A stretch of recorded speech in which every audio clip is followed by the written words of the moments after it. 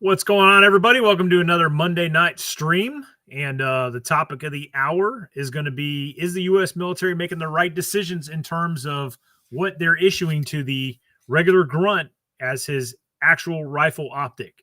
And both the Army and the Marine Corps have kind of started to go down the same route. I know on the Marine Corps side of the house, we've transitioned to a low power variable optic.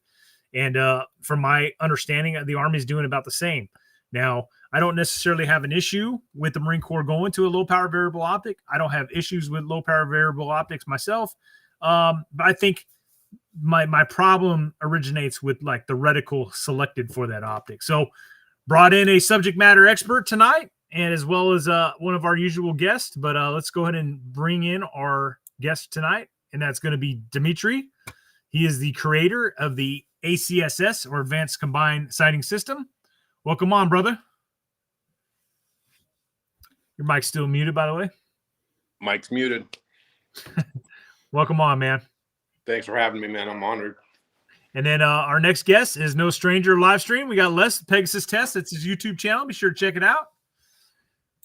And that is our panel for tonight. So that is how we're going to kick this off, guys. So again, low power variable optic was essentially selected and is being outfitted on Marine standard infantry rifles. So I say infantry because if you look at the Marine Corps as a whole, most guys don't have, especially non-combat arms guys, aren't equipped with M27 IARs at this time. But if you go frontline infantrymen, their frontline infantry rifle is an M27 IAR, and it's starting to get equipped. If they haven't got it already, most of the infantry guys I'm seeing now have the new low power variable optics. It's a VCOG made by Trigicon. It does not have an ACSS reticle in it, which is going to be part of our conversation tonight. Do any of you happen to know or have the details on the Army optic? I think it's a SIG. Yeah, it's the SIG Tango something. Tango 6, yeah. Yeah, and it's does everything but your laundry apparently. Ballistic computers and all that stuff. So all the stuff they'll never let the grunts ever actually touch, so nobody will get the full power out of it. Well, it does anything but your laundry or hit the target, in my humble opinion. But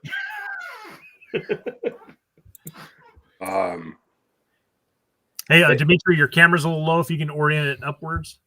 Is that better? Yeah, perfect, man. So I'll just throw this out. So like my issue with the optic, again, I'm not opposed to a low power variable optic. If I, was king of the Marine Corps for a day and could choose whatever fucking rifle I was going to equip Marines, I personally am a big fan of an ACOG with RMR combo. And it's got to have that RMR combo. And I'm sure we'll talk about it later, but a lot of that has to do with just quick target acquisition. You have that fixed 4-power optic, and then you have that RMR for passive aiming with MVGs. So my experiences in combat, that is the ideal optic in my opinion. I have used LPVOs. I like them. However, my combat experience wouldn't have allowed for the switching back and forth between powers in those engagements I was in. I think for that reason though, I think there is a good argument to be made about low power variables because it's essentially giving every rifleman the capability of using that 6-power, 8-power, whatever that that magnified optic is. It's giving him that capability to really get the most out of his weapon. But I think there's some issues there with quick target acquisition at very close ranges and also engaging targets far out as well as passive aiming. So we'll kick that around. Plus, and then the reticles that the two services have selected in those particular optics, I don't think are ideal for infantry use. I'm not talking snipers or shit like designated marksmen even. So thoughts?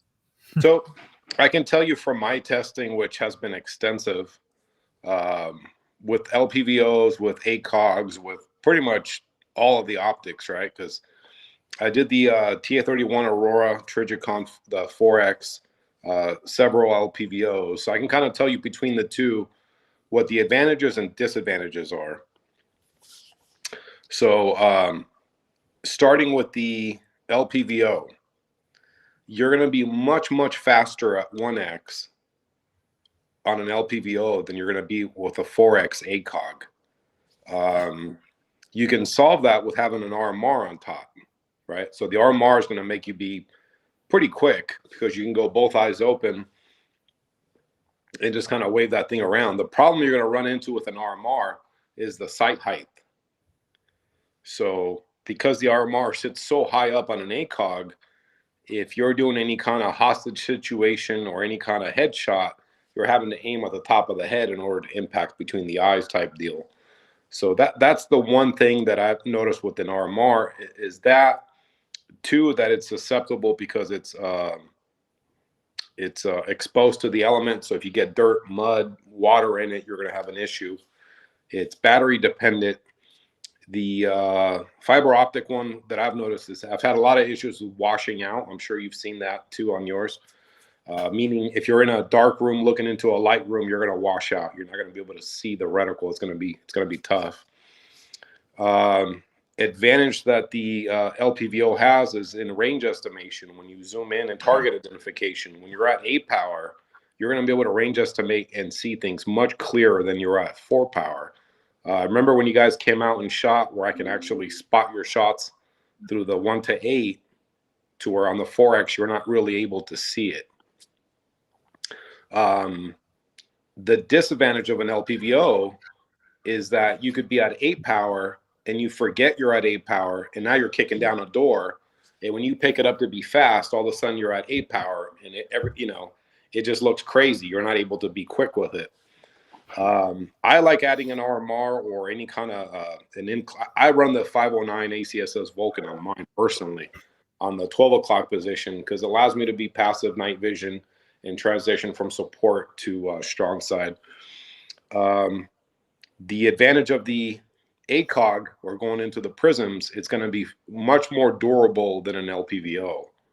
So if you take a bad spill and that gun bounces off the ground, although LPVOs are pretty tough, they're never going to be as tough as a prism. Prisms are just built as one unit. There's no moving parts to them. That and they're more compact. It's going to be an ACOG is going to be way lighter than a VCOG or the PLXC that we did through Primary Arms is pretty light, so that kind of competes with it. But the thing with a prism is going to be the compact ruggedness and the fact that it's using a fiber optic tritium. You're going to have, you're not going to have to worry about a battery dying or your any kind of nighttime stuff. You're always going to have illumination. The LPVO is etched, so you always have a reticle too. The problem with it is when you're running into low light and you need illumination, the battery life on those, I've caught a lot of crap personally because the daytime bright stuff, right? Like people love daytime bright. But a daytime bright LPVO only lasts a couple of days. If you're at that setting, you're only going to last a couple of days. So it's a give and take with both of them. It all depends. If you're looking to be more accurate further out, I would lean more towards the LPVO. If I'm looking for something more rugged, I'd probably stick with the prism. So it's a give and take. Everything is a compromise. If I can just interject, so it's like when I go out and shoot with you out there in the Nevada desert, on that BLM land, and we can just shoot as far as I can see. Like there's no question in that environment, like the low power variable optic is hands down the answer, right? Sure.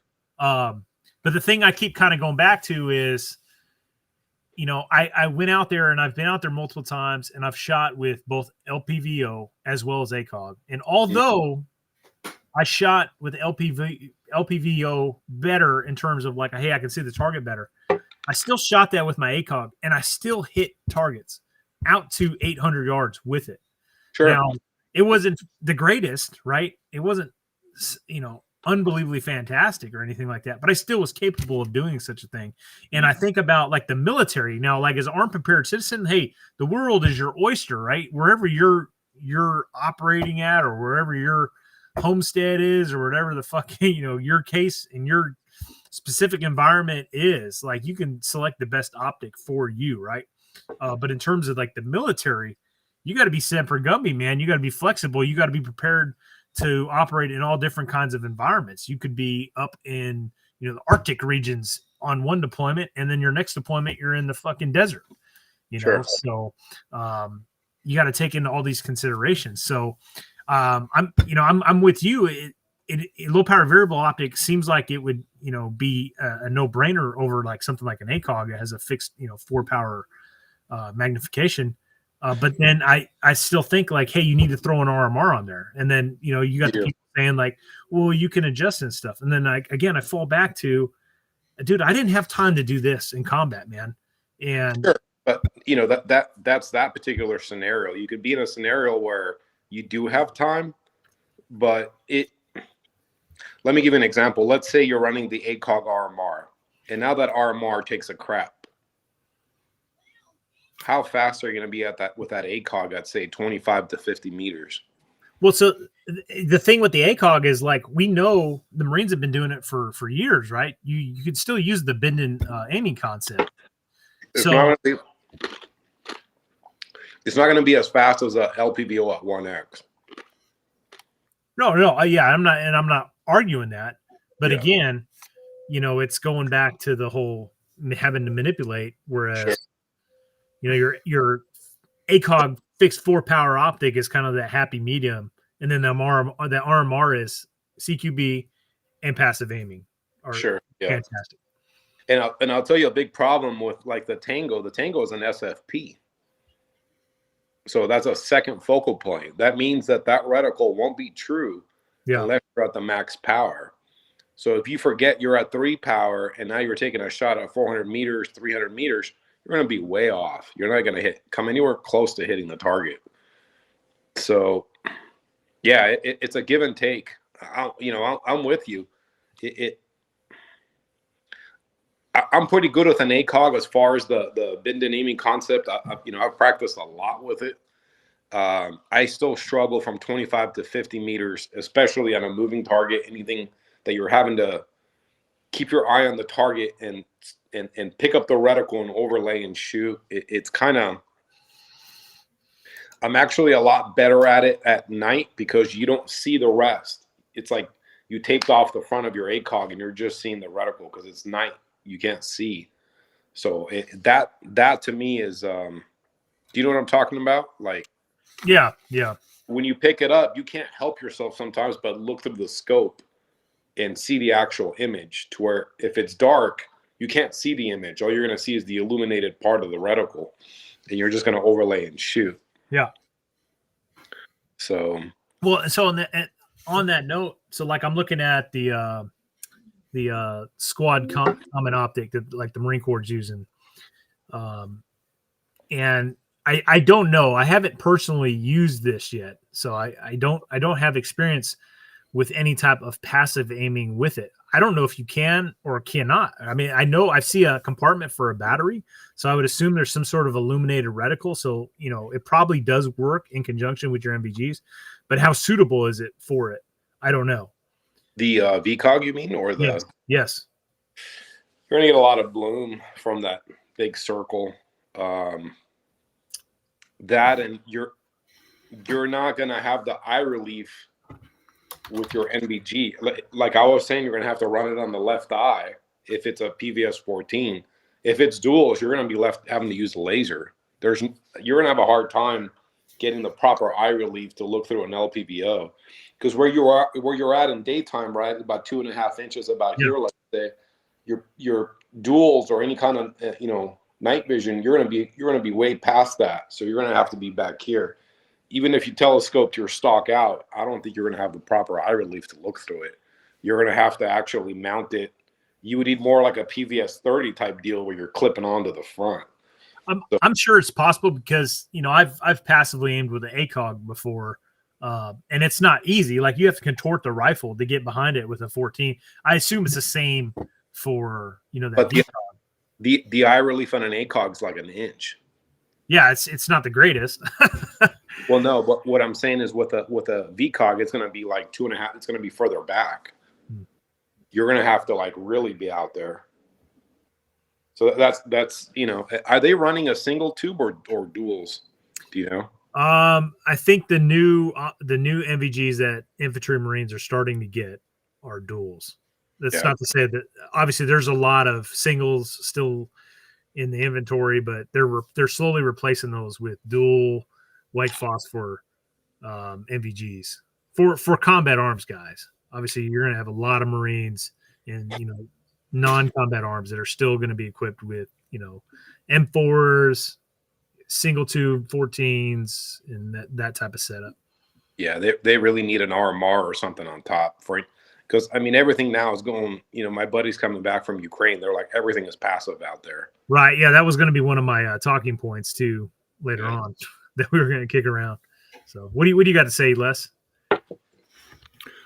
Every type of sight has its place. I'm a fan of the ACOG too, but I can tell you in a couple competitions, trying to negotiate a VTAC barrier with an ACOG where your target's at about 30 to 60 meters away, that is hard as hell to do. Yep.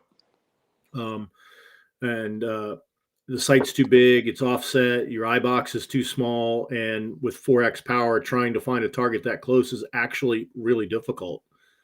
LPVOs, I've had good luck using them in CQB, did a whole video on it early on in my channel, and they work pretty good in CQB, but I've also been in competition a couple times where I forgot to adjust my power accordingly, either leaving it on 1 when I needed it at 6 or leaving it on 6 when I definitely needed it 1. And I agree with what you say, Brent. When the clock and the pressure's on, not only do you not have time, you almost don't remember to do it because you just got to fight through with what you've got. Mm-hmm.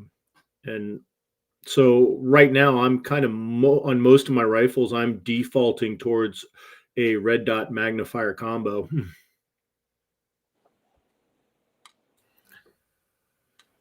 The problem with the magnifier though is you're not, and red dots in general is you just don't have the bullet drop composition. It's like, where are you holding at 5, 6, on those greater. Well, so that you guys brought up, because that's what I ran into, right?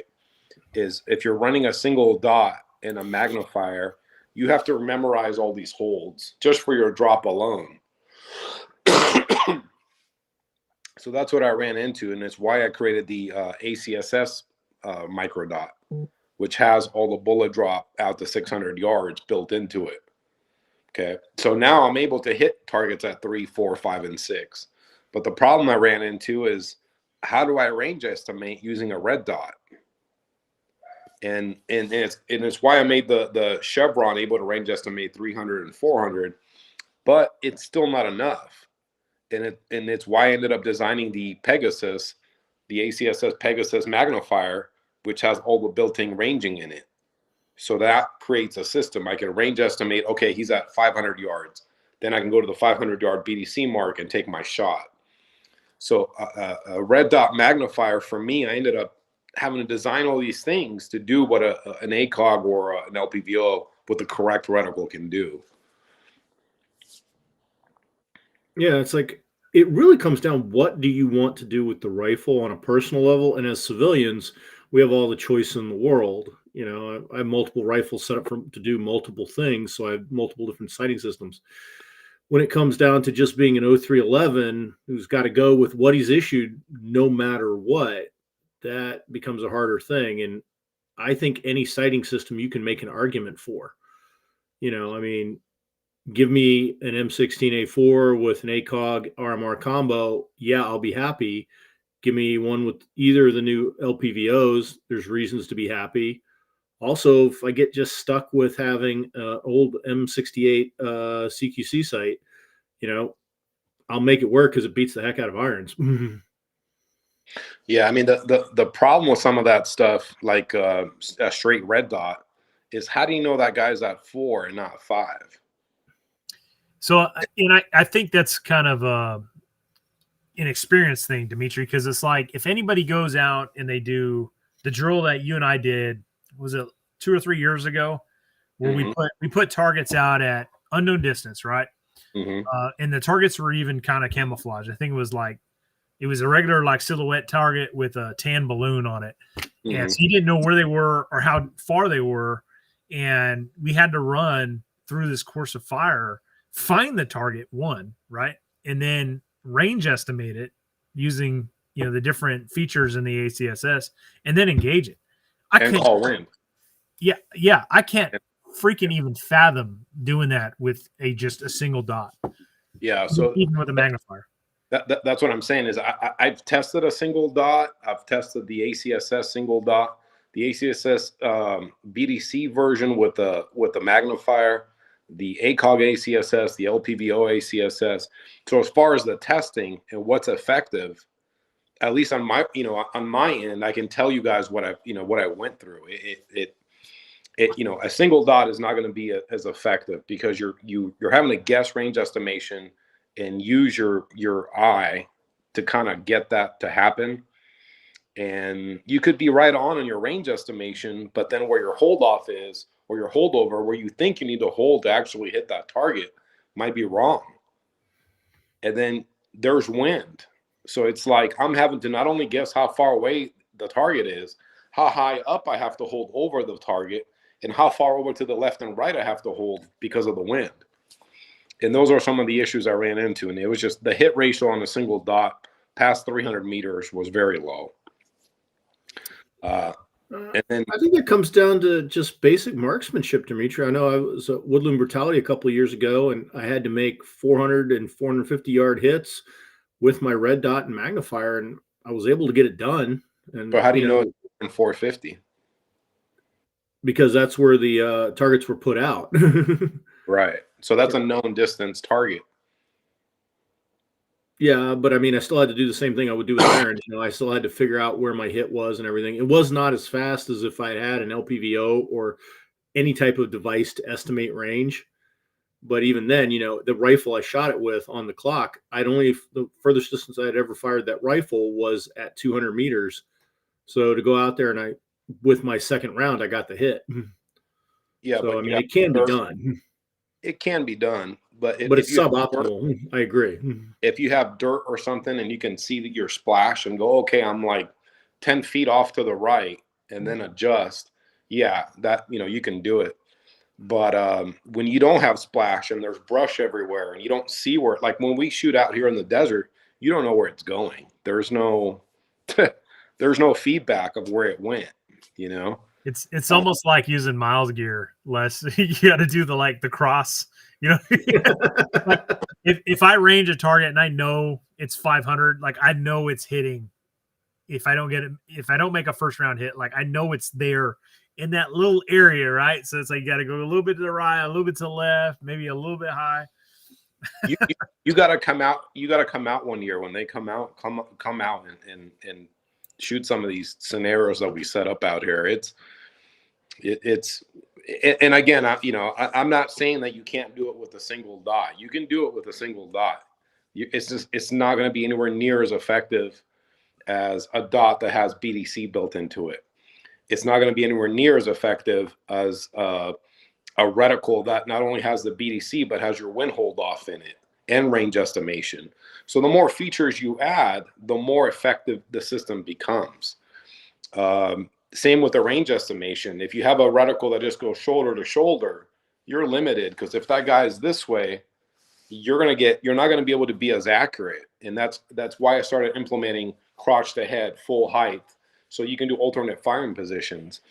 And you see some of the cool kids online on the YouTube channels, and they're like, "Oh, I don't need all this ranging stuff. It's too busy for me." And it's like, you've never been in those scenarios where you're shooting unknown distance in alternate firing positions, having to range estimate targets that are on a knee or they're sideways or on a moped or in different angles. It's way hard. When you're out there and you're having to make these shots.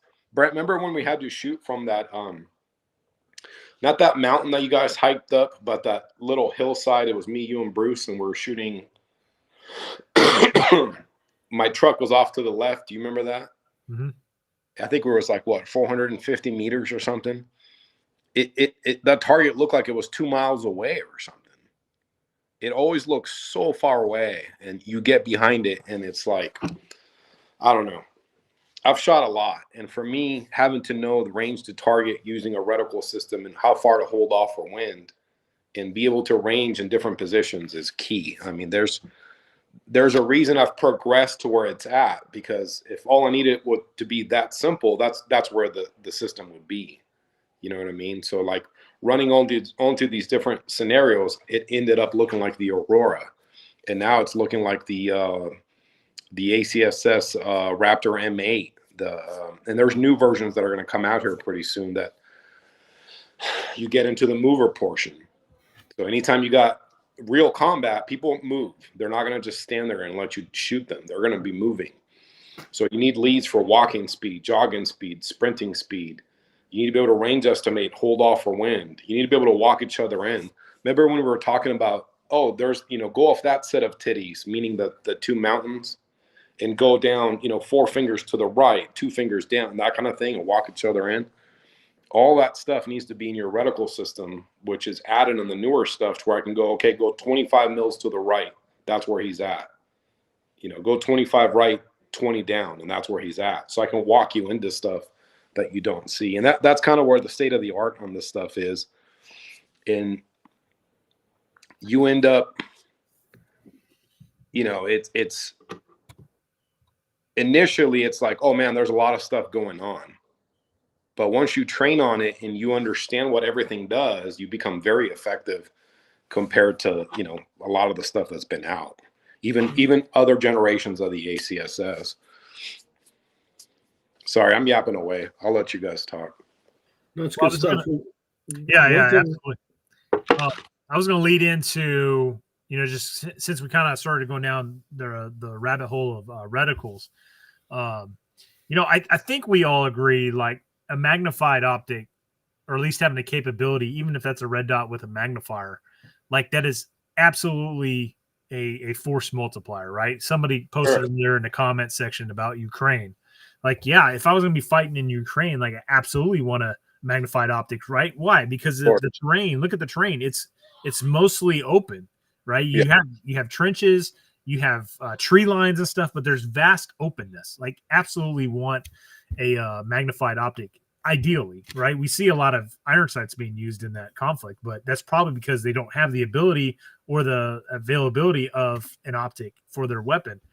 But so anyways, with that being said, hey, a magnified optics, obviously a force multiplier over a standard iron sights or just even a red dot for that matter.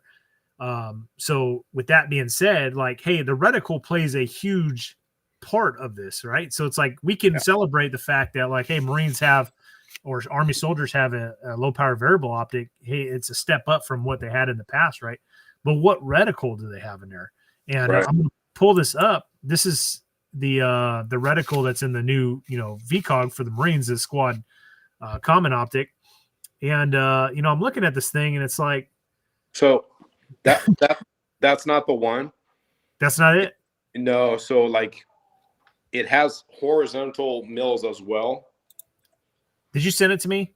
Is No. it one of the ones you sent? No. I sent you a sight picture at 500 meters with a 10-mile-an-hour wind and what you're holding off at.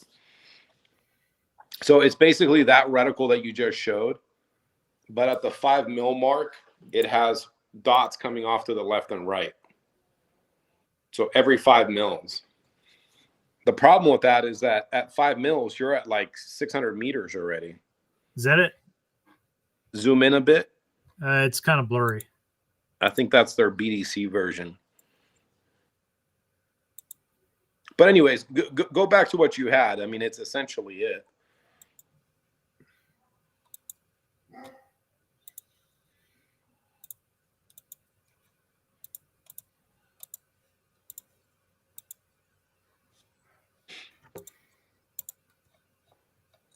It's a blurry one. Mm-hmm. Just start talking. Right. So here's what you would have to do with this. If you're going to be passive, right? If you're going to shoot a laser out there, we'll do both. Let's say you shot a laser out there and the laser says 505 meters. So that's about a 3.5 mil hold. Now, I know the mill system like the back of my hand, right? Because it's all the stuff I've designed. It's what I do. So your average Marine is going to have to memorize a bunch of dope or have it written down somewhere. So you're shooting the laser. Okay, he's at 500 meters. So I'm about 3.5 mils. And now you got a 10-mile-an-hour wind. So because you got a 10-mile-an-hour wind, you're going to be like a couple mils off to the right. So the problem is you're going to be holding it out of space. You're not holding where those crosshairs are. Do you get what I'm saying? Yeah. Mm-hmm. Can you pull up the picture I sent you of that reticle?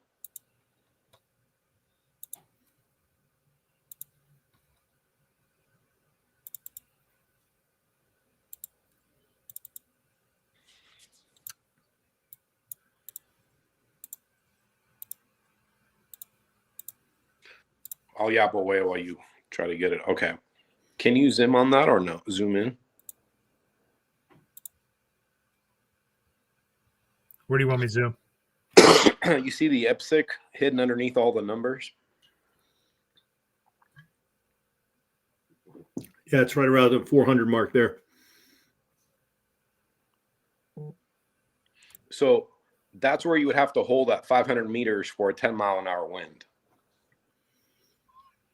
If you know it's 500 meters away. So in order to know it's 500 meters away and do it passively, you would have to take the target in inches. So your average target shoulder to shoulder is roughly 18. And then multiply it. If you're going to do meters, 25.4. If you're going to do yards, 27.77. Multiply that number, get another number, roughly 500, and then divide how many mils actually fit into the target, and then you can get your range to target. Then you have to come off the glass and look at your dope and go, okay, well, you're having to come off the glass anyways because no one's doing this math in their head. You need a calculator. So you're coming off the glass, using a calculator, figuring out the range to target. Then you're looking at dope, and then you're holding at the proper hold, which is an out of space. So to expect a Marine to do that under fire is nuts, or to have it happen, you know, while you're moving and yelling and everybody's coming and go. There's no time for all this stuff. That's just crazy.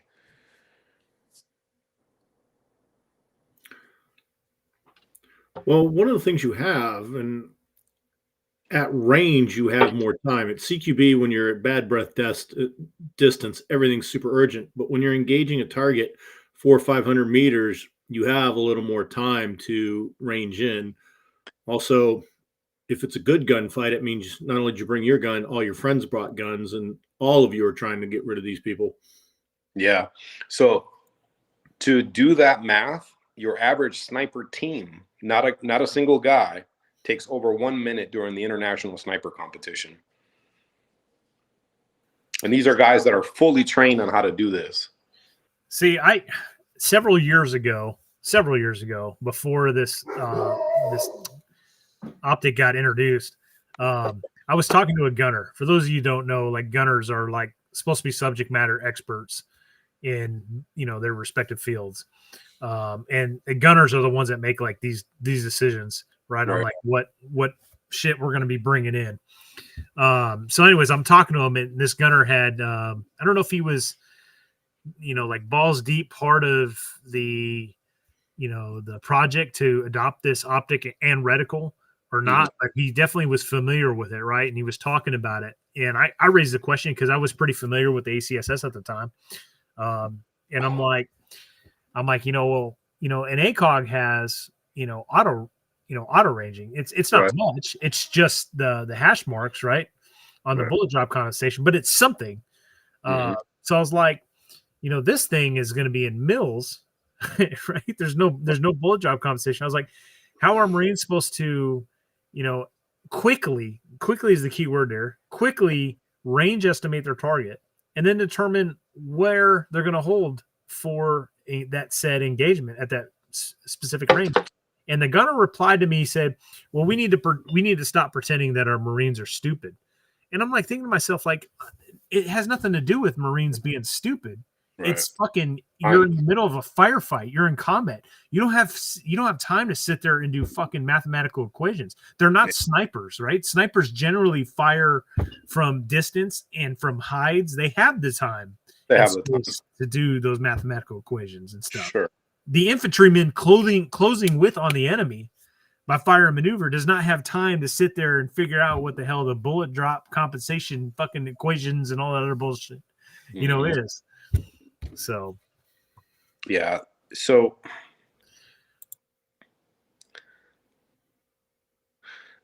I talked to a bunch of gunners that I met up with, and we were talking about the Aurora, and I was trying to show them some of the ACSS stuff, which all the ACSS stuff isn't something that I just dreamt up. This is just actual data from testing it, not just my testing, Army and Marine Corps testing from sniper schools, infantry, just all the data that we can gather going back like 10, 15 years of just all the international sniper comps, just everything.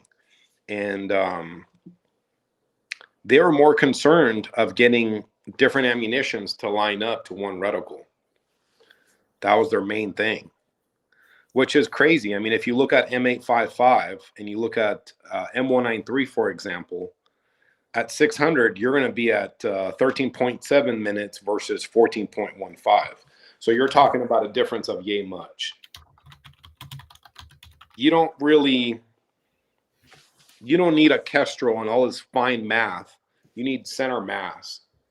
At 500-600 meters, you're shooting a group that's like the size of a torso. It's not going to be this, you're not shooting a 6.5 Creedmoor with a temp curve and you sat there and done all the ballistics to it.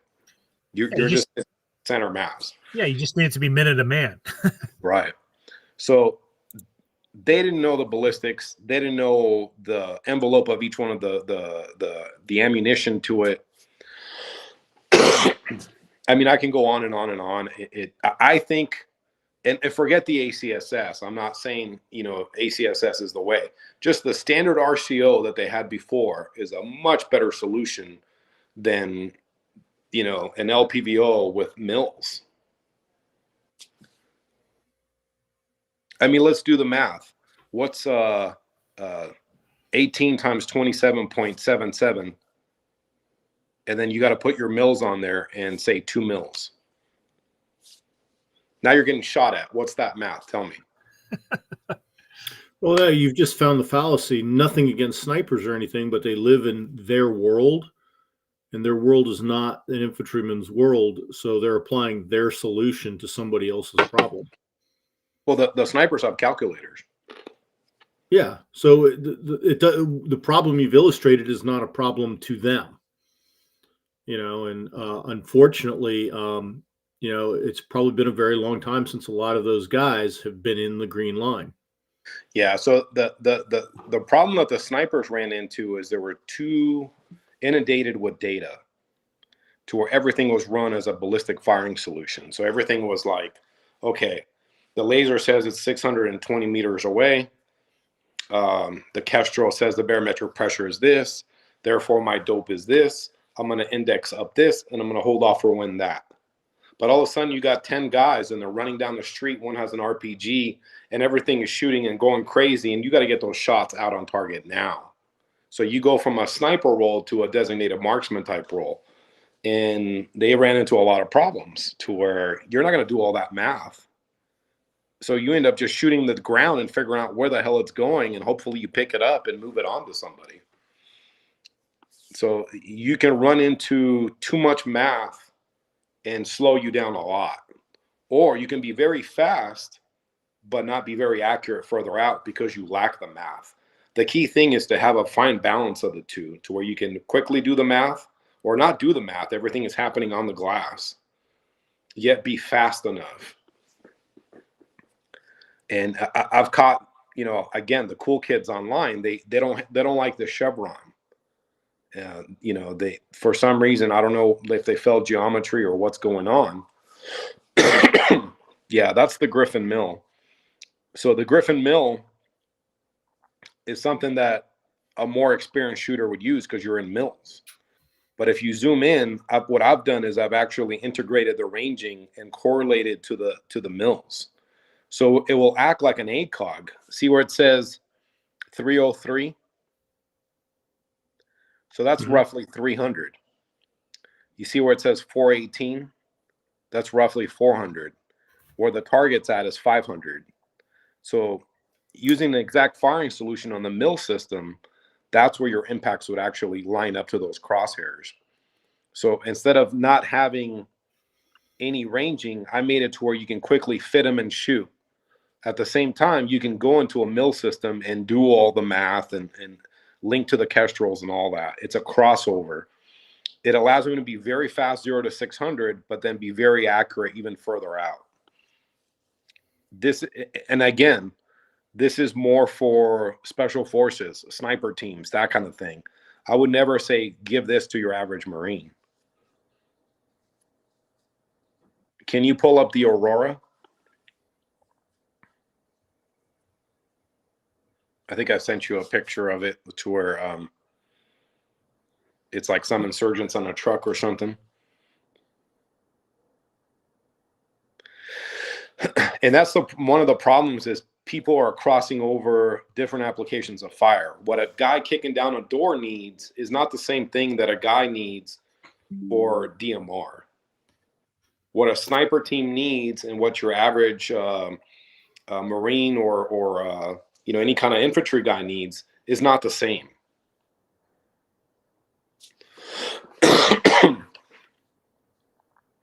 Yeah, so the Aurora basically gives you range to target and your wind hold offs. And the wings off to the left and right tell you how the range estimation and full height, half size. So if you look at all those guys on there, none of them are facing us directly spot on to go shoulder to shoulder. They're all in an angle. So those brackets off to the left and right would tell you how far away they are. And just at a glance, I could tell they're about 450 to 5. The reticle's not on them, but I could very quickly see. You see where it says 4 to the right and 4 to the left on the wings? That's how big the guy would be at 400 meters. So just at a glance, I could tell he's a hair past 4. I don't have to do any math. And all I got to do is go on the 400-yard BDC mark and then hold off for the proper wind. So I was fortunate enough to get an ACOG in this reticle, and unfortunately they stopped making it. What optics can you get still would that have this reticle in it? Because to me it's like my prized ACOG. Like it's the one I enjoy the most. I tried to buy another one the other day, because like I was like I got another gun I'm building, and I was like I want another Aurora. ACOGs retail for like what, $1,250 or something. Yeah. These guys are selling them for like $1,900. Are you able to talk about yet why that stopped, or does that have to remain classified? Let's just say we sold a lot more of the ACSS than the standard reticles, so it became a problem. So yeah, that was a good option. I can't get into the details of it, but I mean, obviously, when you have 50-meter marks versus 100-meter marks, you're going to have more accurate shooting. You can go to 350, 450, extrapolate in between, and so on. The wind hold offs. How many times have we missed out there because of the improper wind hold? The data shows improper range estimation is the #1 reason you miss. You can go through a whole mag and not hit shit. The second reason of missing is wind. So you got to know the proper range to target and what the wind hold off is. And there's a reason I hang strings and stuff off my gun, is because it's crucial to know what the wind is doing. The only optics that have that reticle now is the Primary Arms 5X, the Primary Arms LPVOs. Yeah, that's it. It's all PA. The PLX-C has it in there. It's a variation of it with a horseshoe, because when you zoom into a 1-power and an FFP, that reticle is going to get tiny. You're not going to be able to see it anymore. So that horseshoe allows you to be very fast at 1x still. What's your what are your thoughts on, the people that are like anti-Chevron and stuff? Can you expound upon that a little bit? So those guys are it's just mind-boggling to me, Obviously a Chevron is going to give you an infinite aiming point. So you're going to be very accurate because you're not going to be obstructing the target. One of the things I ran into, which if you look at the original ACSS, the Gen 1 had a dot in it. I put a 1 MOA dot in it.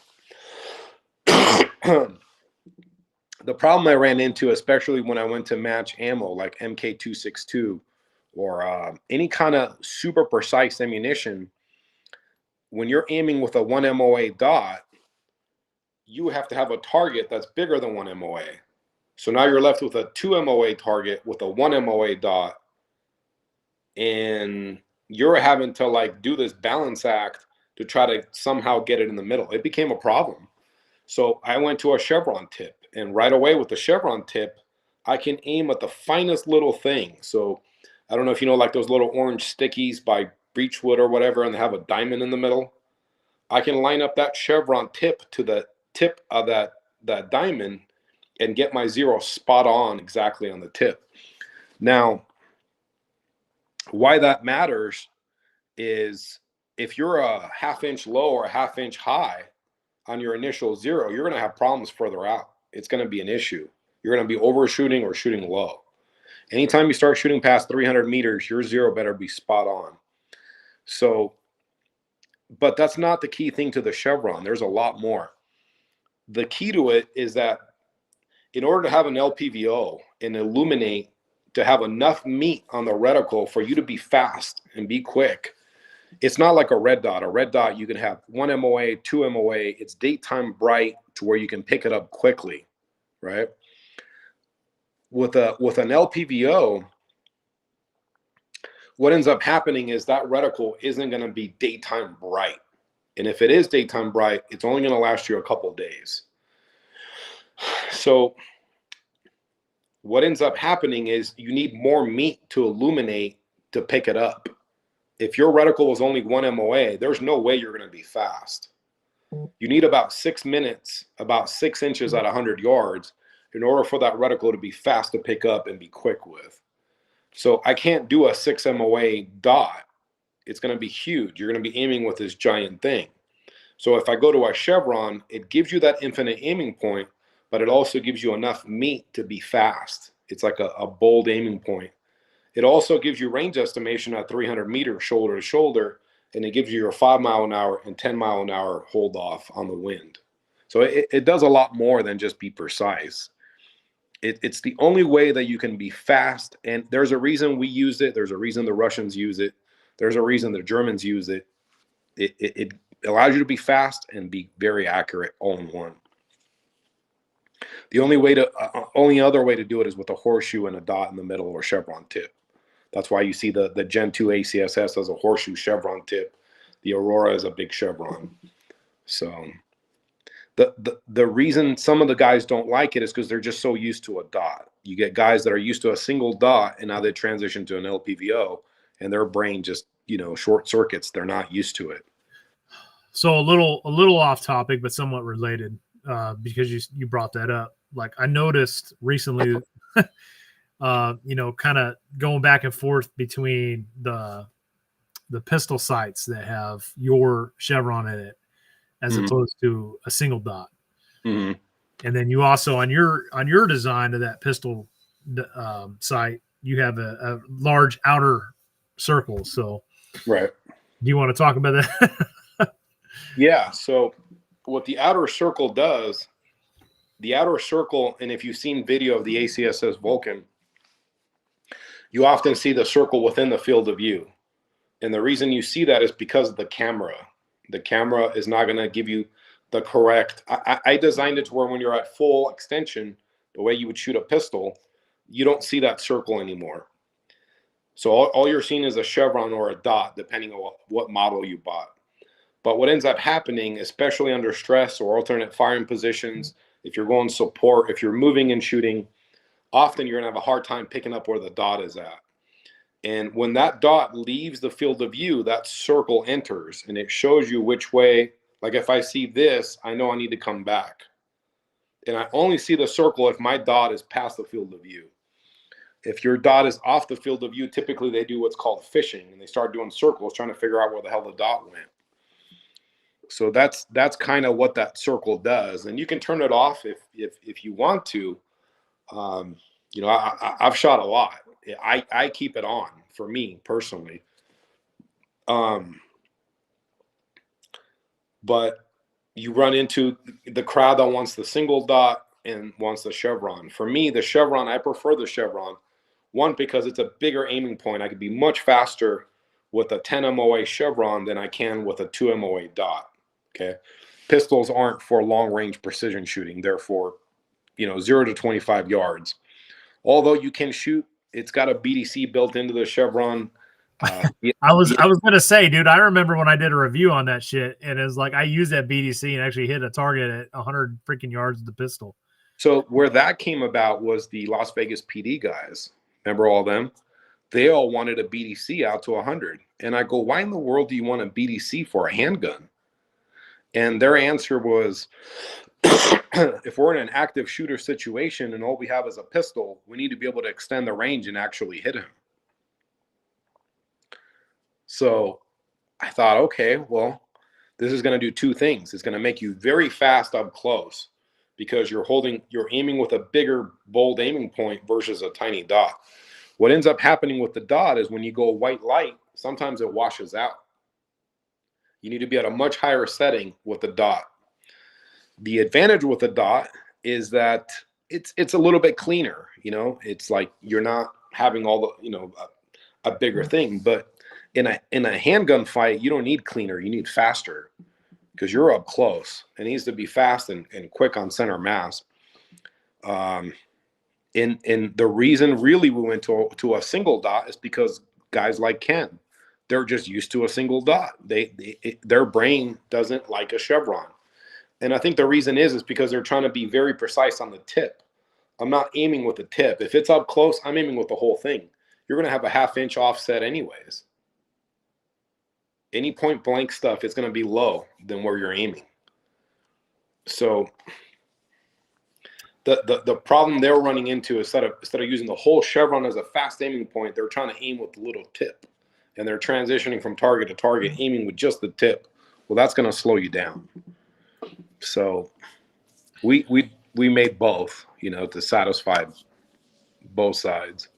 I me personally, having used both a dot and a chevron, like I would say that shooting a pistol with MVGs with a single dot tends to be a little bit easier with cleaner. Mm-hmm. Just because the blooming aspects of everything, but I can still engage just fine with an ACSS pistol reticle. I just have to turn the brightness down, maybe a little bit more than just a single dot. Mm-hmm. Well, I mean, we do a single dot too. So there is an ACSS with a single dot. Right, but it's not in the same optic. Like I can't switch. Right. It is going to come out in other optics similar to it. Some of the stuff I can't talk about that's going to come out, but it's going to be pretty cool. But are you saying that there may or may not be a pistol optic that can toggle between a chevron and a dot? No. So you're going to have a pistol optic similar to the, 507X ACSS and 509 ACSS. You're going to have similar optics like that. They're going to have a circle and a dot. So what do you got, Les? Have you dabbled in the realm of pistol mounted optics yet? You're muted. Oh, I'm a very big fan of pistol mounted optics. My favorite reticle is the circle dot, and the reason for that is it just cues you on the target faster, at least for me. Well, so you use it. Mm-hmm. Oh, okay. No, he's talking about the Hollow Sun circle dot, right? Yeah. Hollow The Sun advantage I found to that is, like with the original RMR, you had to have a suppressor height front sight to kind of clue you in on the target to find your dot. Same with a couple other red dots I found, but with the circle dot, I found I don't need that. I can leave regular sights on the pistol, and I am much quicker with the circle dot than I am just a plain dot. Mm-hmm. So the bigger the reticle is, the faster you're going to be. So you're going to find that the circle is going to be much quicker than just the dot. So the Chevron is essentially doing what the circle does for him, is that's going to be bigger and quicker to pick up. The outer circle works a little bit different. When you get a chance, check out Brett's, and Brent's. You have the 507, right? Do you guys live? You guys live nearby each other or no? No. Unfortunately, not. He lives on the communist coast. No, I'm on the right coast. I'm not on the left coast. You're too close to DC. But you guys got one Shepherd, no? Yeah. But this weekend I did get to try. I think the name of the site was a Gideon or something. It had a green chevron on it, and that was an interesting thing. I'd never had a pistol optic like that, and that was interesting to shoot with. Mm. I was like hesitant to go to pistol mounted optics for the longest time, and then it just came down to you have to have a pistol mounted optic in order to passively engage with a pistol through NVGs. You have to. The only alternative to that not having one is you literally have to use your white light on your pistol. That's the only way you can engage. You can't passively aim with a pistol without a pistol mounted optic. Well, it's hard in low light to use the tritium sights and truly be fast and as you would be with a dot. I mean, it's hard. You're looking at me cockeyed, Les. Oh, it's just so happens Saturday night we're out doing CQB with our nods on and stuff. I'll get you that video, Brent. Without pistol mounted optics, you're using iron sights?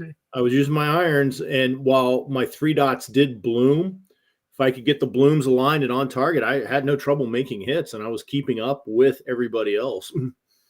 Yeah. So what distance? But that was also in a CQB environment too. Yeah, I was going to say, I wouldn't bet my life. So anyway, what I'm saying is, being a sharp stick in the eye. I went to a pistol mounted optic simply for what put me over the edge was for passive aiming with NVGs, because it's just, dude, once you present, I mean, it's like everything disappears but that reticle. It's fantastic. So that's what sold me. Yeah, I've never tried iron sights under night vision, but it might actually be easier to pick up than a single red dot, because there's no field of view. It's like wide open, and you're going there, and all of a sudden you see something lit up, to where if you're not lined up properly on a single dot, you're not seeing anything. Yeah, that's what I was finding, is like the 3 dots, they would be blurry and out of focus because my NVG wasn't focused. And honestly, if you try to focus on the sights, you can have a choice. You can see the rear sight, the front sight, or your target. You're not getting everything in focus. Mm-hmm. And I found that having a focus on the target with my NVG, the 3 dots would be blurry and bloomed out, but it was well enough that you could get a usable sight picture. Mm-hmm. And I made hits out to 15 meters. Now, it was the limit I could go when we were practicing the other night, but my shot groups were good, and they were in line with what everybody else was doing with more sophisticated setups. Sure. Yeah, and I mean, for a pistol, up close like that, that's plenty. Yeah. Well, my experience with trying to shoot irons with NVGs was you essentially had to resort to your white light, and you don't sit there and flip up your NVGs. Like you either lift your head up and like aim down, or you turn to the side and aim to the side. But the fact of the matter is, if you wanted to make an accurate shot, you had to do that. That was your only resort. So that's what made me go pistol mounted optic, because it's like, I want to be able to effectively engage a target with my pistol through passive aiming with my NVGs, and pistol mounted optic is the only way to do that. Have you ever tried it with a single dot? Yeah. I mean, it's just like my RMR, really, on top of my ACOG at that point. Well, the ACOG, at least you have something up against your shoulder, and you know where about this thing is going to be. What I ran into with a single dot without the ring in NVGs, it was like, where the hell am I? And now I'm really having to fish around to figure out where it's at. I can't see my front sight post. I don't, it's not like a daytime worst case scenario. You can pick up your front sight post and your dot will start to magically show up. The problem with that is that when you're going to be threat focused, it's going to be very hard to take your eyes off the threat, to come back, look at the front sight post, find the dot, and then look back at the threat. You're doing this, and that human beings aren't designed to do stuff like that. You're going to be focused on the threat. So what I ran into with a single dot is I had a hard time picking it up under night vision. I had a hard time picking it up in the daytime. And people will say, well, you need to do more reps. Well, yeah, if I'm standing on the X and I'm doing this, of course I pick up the dot. Everybody goes to the shooting range and does this. Try running across the room and shooting at the same time as you're running and he's moving. Or try to do it underneath a car where you're rollover prone. It ain't the same. So what are your comments about the folks that are against the big outer circle? Well, they're sports shooting. They're sitting on the X. Carl from Tactical Rifleman, he was what was he, fifth group? They do a lot of force on force shooting and that kind of thing. He calls those guys pew pew guys, and they're basically just standing on the X and they're target shooting on a piece of paper, right there. It's like, oh, I can pick it up. Oh, I can pick it up. Or they're going to do a course and they're like, okay, I'm going to go there. So they pick it up, and it's like, it's different when somebody's shooting back at you and you're flinching, or you're going support, or you got obstacles in front of you and you're having to go underneath a vehicle, or the movement. Anytime you start moving, your sight picture is doing this. It's not going to be this steady thing. Sport shooting is not the same as combat pistol. They're completely different. It's like sport jiu-jitsu versus MMA jiu-jitsu. They're completely different arts. One is a sport and one is combative. It's the same thing with pistol. It's the same thing with rifle. If I'm just going to target shoot, I don't need an ACOG. I don't need an LPVO. I'm going to get a big old goddamn telescope, and I'm going to zoom in as much as I can, because I don't have multiple targets. I don't need a big field of view. I don't need it to be durable. You know what I mean? So it's the same thing across the board, whether it's martial arts, optics, guns. If I'm gonna do a 3-gun competition, I don't need a Glock or something that's extremely durable that can handle mud and dirt and not be maintained. I just need a try brutality. So it's a different thing. So those guys that say they don't need the circle, it's because they haven't shot in low light. They haven't shot under night vision. They haven't stressed themselves out going left-handed and had somebody shooting back. Well, I mean, what do you think? Do you use the circle or not? Oh, I love it. I mean, just doing reps and different exercises, physically exerting exercises and doing the kind of shooting you're talking about, like stress type shooting, different positional shooting and stuff. I know for a fact, many a times, I've presented my pistol from a shooting position and I've seen the outer edge of a circle, and instantly it tells me, I'm like, hey, where I'm at looking through that optic and how to adjust it quickly. So I like it. Yeah, you didn't have to do yeah. So I can listen to somebody that criticizes that and okay, that's great for you, man. But I know it's helped me and I'm not going away from it because it's literally helped me during my shooting.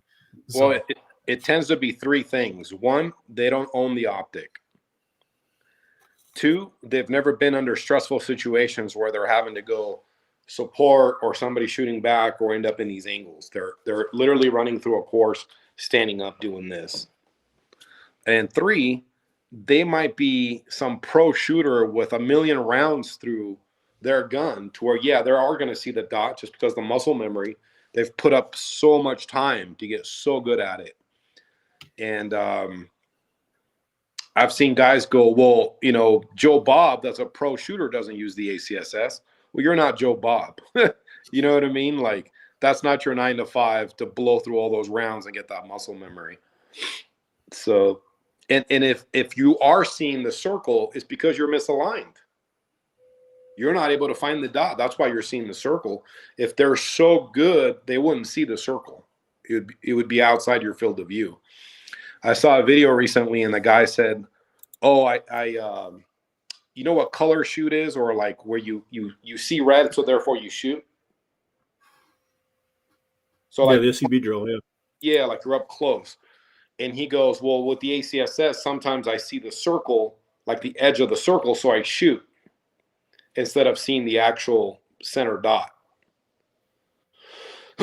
Well, in a CQB, I want to shoot early. If I see the edge of the circle and I'm shooting, that's great. The reason is we're 5-7 yards away.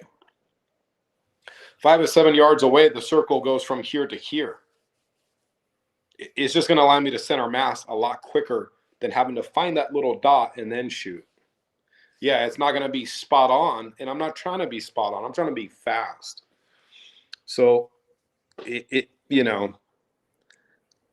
I'm not some crazy combat shooter, okay? When I design this stuff, I reach out to the guys that have seen a ton of combat with, whatever I'm working on. I go to the guys that have the experience with it. What do you think? Blah, blah, blah. How about this? How about that? What would you want? This, that. What do you think of this? And I show them the design, and we go from there. So far, all the SF guys that have been exposed to the Vulcan in force on force situations, they love this thing. They're like, this is great. What's interesting is they wanted it in a red dot, like a rifle red dot. And I go, why in the world would you want it in a rifle? Like you're going to find the dot every time because you bring your shoulder up to it, right? I mean, what's the big deal? What they said to me is that what happens is when you're in these alternate firing positions and you're looking through a corner or something where your dot is, so picture the optic, right? Here's the dot. Well, if you're looking through the optic sideways and you're on the edge of the optic, that bullet ain't going to go where the dot is at anymore. You're so canted and have such a huge parallax error to where it's not going where the dot is at. So that circle would help you because it would be within the field of view. You would know that I need to go. Yeah, on all my hollow suns except one, I have the circle dot reticle, and I leave it on that setting, and it's phenomenal. And the only one I don't have that circle dot reticle on the hollow sun is I got a great deal from Palmetto, and it was a green dot only one. And I have to say the color of the green dot kind of compensates a little bit. But the true fact, since you're on red dots and stuff, is the real advantage to them is I don't think it makes you any quicker. What it does do is makes harder shots a lot easier to do. Like with a pistol, reaching around a shield, that makes it infinitely easier. Negotiating a VTAC, especially the more awkward the position, red dot just makes it a whole lot easier than trying to line up a set of irons. But I don't think it makes you quicker.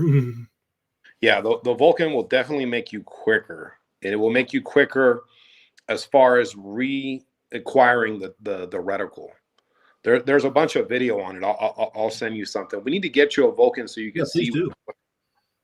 Hey, does anybody feel like Les and I are talking to like some whistleblower who's trying to like hide his identity? Because Dimitri's so too dark. Yeah, he's all backlit and stuff. It's like we're on the news and he's exposing the government corruption somewhere. Hey, I could have one of those voices like what I'm talking about, where they disguise the voice or whatever. Yeah, you need to sound like a Cylon. No. So the reason that I started off dark to begin with, I might as well tell everybody, I have lead poisoning. And I'm getting autoimmune reactions where I got like these marks on my face now. So, I try to. Oh, and by the way, how do you get lead poisoning? You shoot. You shoot a lot. And you shoot a lot. Yeah. So I have a hard time. Achievement unlocked. Yeah. I have a hard time believing that some of the, competitors against you, Dimitri, that like design reticles shoot as much as you do. Yeah, and you know what? It's not just I have a pretty high round count, right? Because it was like we're developing everybody goes the ACSS reticle. Well, which one? There's like 80 of them, right? Because I've designed ACSS stuff for different applications of fire. So if you're a sniper, there is an ACSS Athena or Apollo. There's different reticles for whatever you're doing. So from pistol to rifle to CQB to hunting, whatever, there's different reticles. So to design all that crap, I shot a lot. But the exposure doesn't come just from shooting. The exposure comes from touching those steel targets and setting them up. Having steel targets in your car and driving around with them in your Jeep or whatever. So you guys that are out there shooting, don't put your steel targets in your car. You're putting lead particles all over your whole car, everywhere. Your carpet, the ceiling, everything is just covered in lead at that point. And now you're putting your kid in there. I'm fucked. What's that? I said I'm fucked. Yeah, what you do is you get de-lead wipe or de-lead. You get the de-lead wipes and go and just literally go inside your whole car and get as much of it as you can out. Or you can just do what you do, Dimitri. Last time I was out there, he's like, where is it? Where is it? He's like walking zigzags and stuff. And also he's like, oh, here it is. He just caches his targets out there in the middle of the desert. Oh, the hidden steel. Yeah. Yeah. I mean, the best way to deal with steel is to have gloves that you use so you don't bare skin it, and don't have it inside with you. Put it in the bed of your truck. And then, lead wipe your face, everything down. Reloading, like I spent a lot of time reloading. So I'm sitting here touching the projectiles and, all this stuff. But anyways, yeah, it is what it is. So anyways, I guess kind of circling back on the question at hand is, did the military select a wrong optic? So my opinion is, I don't have a problem with the Marine Corps specifically going to a low power variable optic. I just wish it had something along the lines, if not the ACSS, something similar that has similar capabilities. Right. For God's sake. So. Here's what you need. Here are the needs, right? You need range estimation, and you need wind hold off. And you need to be math free. Those are the three things. Agreed.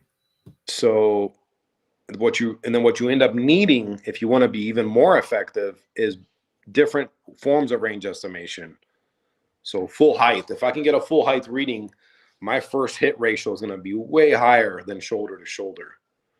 The bigger the triangle is, the more accurate your range estimation becomes. And I would say, Dimitri, just from my experience shooting with you, like the full height ranging is the easiest one to use. Sure. The thing I ran into with that is, it gave me the best reading, right? I could tell he's at 5 and not 6. I could tell he's at 525 and not 50. But the problem I ran into is sometimes you can't see the feet, or he's on a knee. So now you got to go crotch to head. And that's what's so cool about the Aurora and all the next generation of ACSSs. You can still do the full height, but if you don't see his feet, you can still go crotch to head. Or if he's on a knee, you can go crotch to head. It's very important to be able to range estimate different firing positions.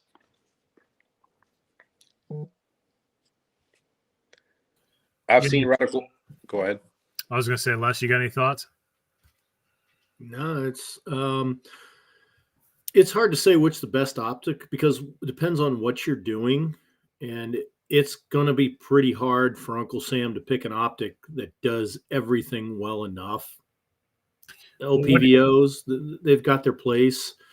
What worries me about the selection of an LPVO is Joe Snuffy going to get all the training to really use it effectively? That's where it really comes in. If we're going to issue everybody these LPVOs and waste no time on it, giving training and classes and all that stuff, then I think we're wasting our money, to be honest. So the training on an LPVO is two things, right? One, you got to train them to go this. If they're going to kick down a door and go running in, they're going to have to remember to go to 1 power. But where all the training is going to fall in is the reticle. The lack of a proper reticle. You're going to have to essentially train them the way you would a sniper team on how to range estimate, how to hold and drop, and how to hold off for wind. But all that math is done by 2 guys with calculators, and now you're expecting 1 guy to do it by himself with no calculator under fire. It's just not fair. So yeah, all valid points. I mean, I think when it comes down to it, we probably all could each make an argument for each type of our optic, for it and against it. The procurement officers won this battle and settled on the LPVOs. The services picked two different ones: the Marine Corps with the VCOG, the Army with the SIG Tango 6. I will tell you what I'm sorry. Go ahead. No, I was going to say, go ahead, Dimitri. Well, if it was up to me, right? Let's say magically the U.S. government came to me and said, "Hey, you know, what would you do?" I would do an LPVO. I would do a 1-to-8, but I would also have an enclosed dot on top, not an open emitter, but an enclosed dot on top, and that would solve a lot of your back and forth. Any kind of CQB kicking down a door, you're looking through the dot. Yeah, I agree. On the reticle selection, it would be essentially something like the Aurora, where you can auto range very quickly. I could tell he's at 4, he's at 5. And it's funny because you get some guys that are like, "Oh, my combat, I didn't shoot anything past 100 yards. Well, where were you? Oh, I was in Iraq. Oh, okay. How about you? Well, we were shooting 600-700 meters and we couldn't hit shit.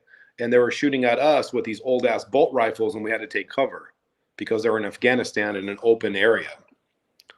So it's like, you got to be able to do both. You got to be fast up close and any kind of CQB stuff and reach out and accurately go, okay, these guys are 700 meters out. I'm going to hold the 700 meter mark and I'm going to hold off for the wind. And by the way, they need to be trained on how to call wind. And it's not a hard thing. It's pretty easy to call wind. It's not as hard as people think. And you need the tools to call wind. That piece of yarn on the video, Brent, none of my rifles, go-to rifles, don't have that piece of yarn on them. It's that important. It's just as important as the rest of the system. You need to be able to call wind. And people go, "Well, I'll look at the leaves. I'll look at the dirt. I'll look at this." The way snipers are trained is you go a quarter out of focus and you start to see the mirage. You look at your max ordnance, you do several sectors and you create a firing solution off of it. Well, that's great if you have a spotting scope and the time to do it. But a guy with an ACOG or a guy with an LPVO, you're not going to see that mirage. It ain't the same. And if you're in a desert type environment like where I'm at, you don't have the leaves to blow in the grass. Everything is dead and like still. It doesn't move like that. So, or if you're in flat open desert, unless that dirt starts to move, it's hard to pick up what's happening under low powered optics. So when I tie a piece of string to my gun, and that string will tell me, okay, you're at full value, 8 miles an hour to the right or to the left or whatever. And that's what I use to cheat to pick up my wind call and do it quickly. If you don't have a piece of yarn on your gun and you want to do it quickly, fire one round and figure out which way your smoke went. If your smoke went left to right, then you know you got a left to right wind and you need to hold off. The argument I get, people will go, "Well, the wind, what you're doing, where you're at, is not the same as further out." And it's not. Sometimes, most of the time it is. But there is a chance that it's not going to be. But what people don't know is the wind at your location is the most important, not at the target, not halfway. It's where you're at. It sets it on a vector. It's like a minute of angle. So if you're off, if it starts to push the bullet off a little bit right away, that's going to multiply and veer itself off a lot more than if there's no wind at your location and you shoot and then it counters wind and it gets pushed over a bit versus to start off with. I don't know if that makes sense, but picture like a slice of pie. So if that pie starts off right where you're at, it's going to get much bigger until it hits the target versus halfway to the target.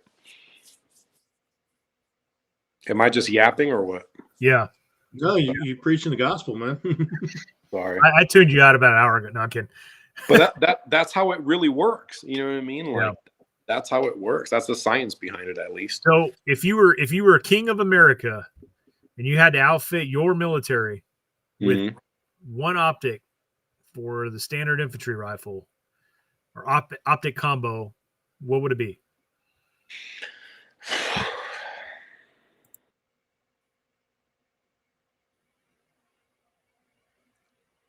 Well, I mean, there's nothing wrong with the VCOG. That's a very durable LPVO. It's very heavy. So again, it's a balance, right? Like the PLX C through PA, that's very light. I don't think it's going to be as durable as a VCOG. That thing is built like a freaking tank, but it's durable enough to where it justifies the weight difference. There's a huge weight difference there. So let's say VCOG, right? Let's say I did pick the VCOG. It would be a VCOG with an enclosed dot on top, and preferably, again, I'm going to be biased because I designed all this stuff to solve the issues.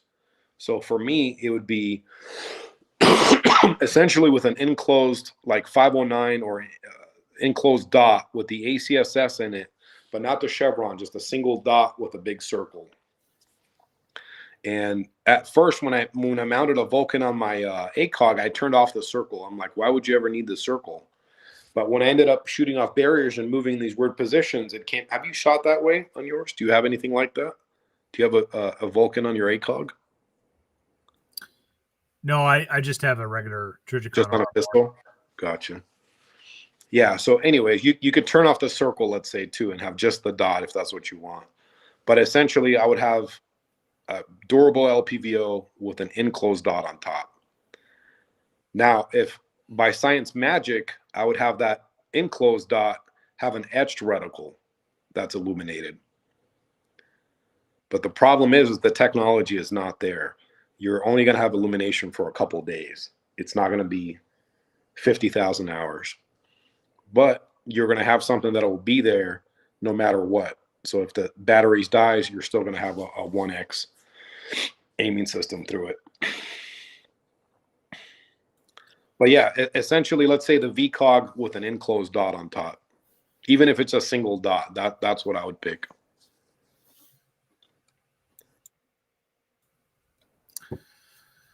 Cool. What else we got?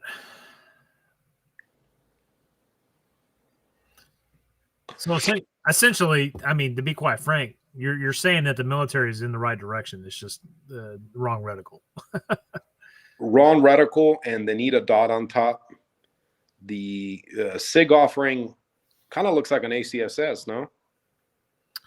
I don't know if that's that image I sent you earlier was something I was looking for. I don't know if I downloaded the. Yeah, that's the correct reticle. It is that's the one the Army's using. Yeah, that's what they're using. All right, let me try to pull this up. I was like, dude, that is a carbon copy of the ACSS. Yeah, well, that's it. Yeah, can you zoom in on that or no? Yeah, give me a second. So it obviously looks like an ACSS, right? The problem with this is that horseshoe is obstructing everything within 200 to 300 meters. That horseshoe is see how it's overlapping the three? Yeah. Mm-hmm. So that's an issue there. If you're looking at hitting at head-sized targets within 200 meters, you're going to have bloom and you're going to have target obstruction from that. The chevrons off to the left and right are not leads. Essentially, I was like, oh, great. You know, that's an easy lawsuit, but that's not what those are. Those are just simply 10 minutes of angle, 20 minutes of angle, 30 minutes of angle. The Army and the Marines don't use minutes of angle, they use mils. So I don't understand why in the world they would put that in there. It doesn't equate to a lead. Those aren't leads. So that's not where you would hold for walking, jogging, running speeds. Another major issue with it is you don't have full height ranging and half size ranging. And there's no team navigation built into it. So essentially all the stuff that you'll see on the new ACSS line that will come out, that's the reticle that I would put in there. So those are some of the issues. As crappy as this is, I think it's still a much better solution than what the Marines are doing with the straight mills like that. I was just about to say I would still take this over that other reticle. Sure, yeah.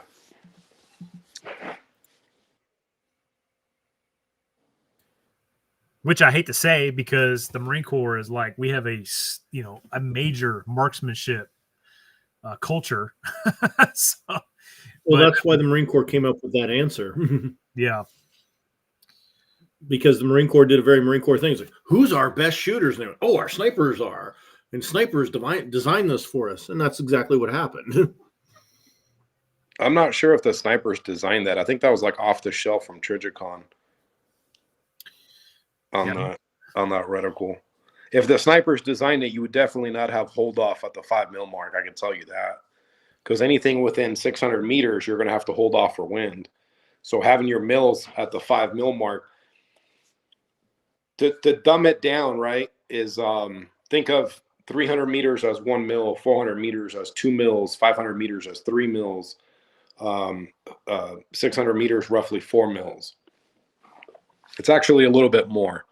So when you put your horizontal hold off at the 5 mil mark, you have nowhere to hold until you're shooting 600 meters plus.